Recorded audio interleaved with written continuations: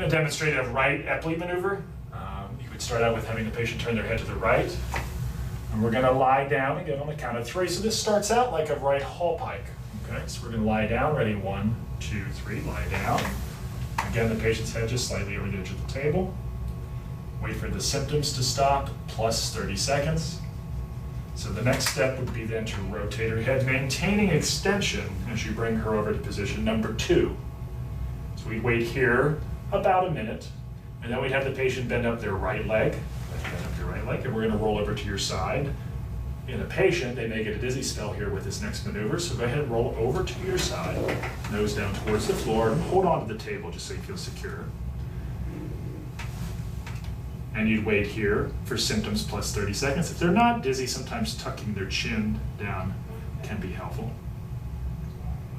The next step would be dropping the feet off the edge of the table and sitting up like a windshield wiper. Okay, so don't go back to your back, Kelly. Go ahead and sit up and helping the patient up.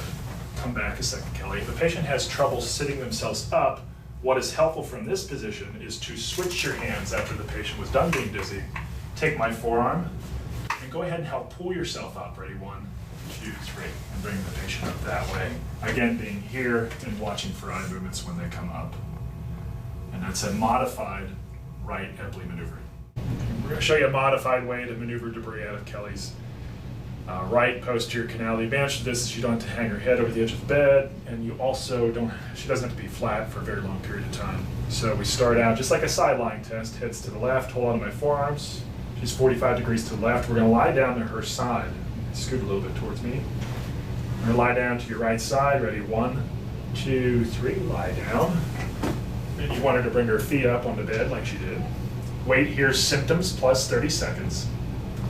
So after that time period was over, you would come around to the back here. And what you ask the patient to do is to roll towards their opposite side here, their left side. So go ahead and roll to your left, Kelly. And you keep her head fixed on her body as you do that. Keep rolling a little bit. Good. Stop right there. And if they're not symptomatic here, sometimes it's helpful to tuck the chin into the shoulder. So this is just a different way to get into your positions that we typically use with an Epley maneuver, or modified Epley maneuver. And then after symptoms plus 30 seconds, here you have the patient drop their feet off the edge of the bed and sit up like a windshield wiper, tuck your chin down, and we would hold here, and you would observe for nystagmus.